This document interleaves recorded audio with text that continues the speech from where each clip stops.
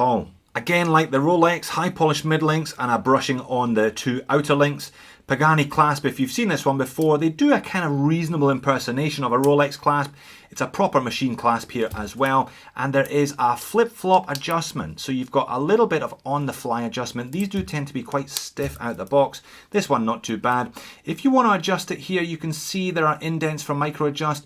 You do need quite a fine Bergeon tool to do that, but it's not impossible. It's just a bit fiddly. I guess that's why they give you the on-the-fly as well. I'll pop in some macro on the dial and it's actually all well done for the money. Applied indices, the kind of classic triangle at 12, batons at 6 and 9, usable cyclops there at the 3 o'clock, and circular applied indices everywhere else. All the printing is fairly crisp. I don't think they've over-cluttered the dial. Personally, I could be doing without the word Explorer underneath the Pagani design logo. I don't think it adds anything. But hey, they just wanted to pack in one more Rolex reference if you hadn't already taken the hint.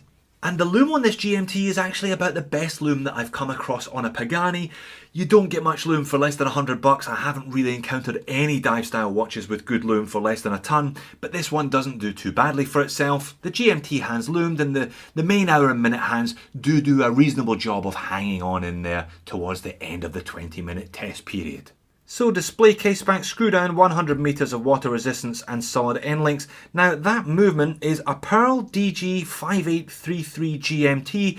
Not much information I could find about it. I've also heard it referred to as a Mingzhu 5833. I popped both of these on the time grapher with the kind of default 53-degree lift angle. The Pepsi one was running a little fast, coming in plus 15, plus 20. I actually got pretty good results from the Batman. That was running at plus 2, plus 3, plus 4. Both of them, to give them their due, had healthy amplitudes and minimal beat errors. There is, however, a lever for adjustment here, so if you want to take the back off, it shouldn't be too difficult, and you can tweak the timing of these yourself if you're so inclined. So if you unscrew the crown to the first position, the movement can be manually wound by rolling the crown forward.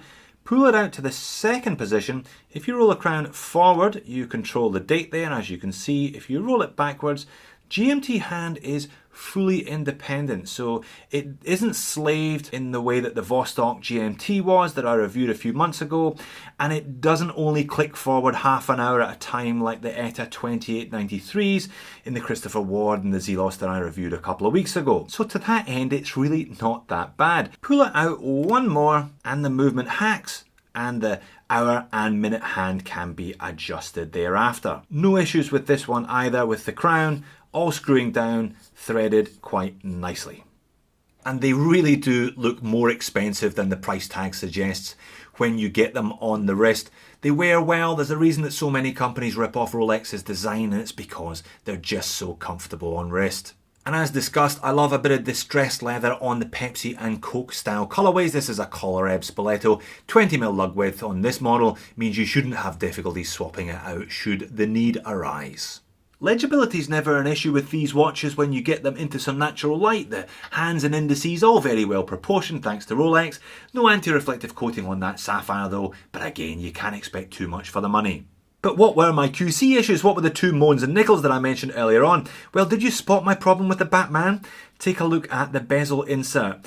That blue should extend halfway up the 6 and not kind of halfway down the 6. I did email Pagani about this. I sent them a photo and they said that they were aware of the mistake, that they had taken steps to rectify it, and that all models that were being sold from this point on would have the correct insert. But have you bought one before now? Did you get the same bezel insert as me? It's not perhaps crushingly noticeable, but it's not great, is it? And on the Pepsi one, perhaps you can see it on the bottom of the crown guards there. There's a little bit of over brushing. It's brushed rather than polished. Again, not critical, but not fantastic. I've said it before, but it does bear repeating again.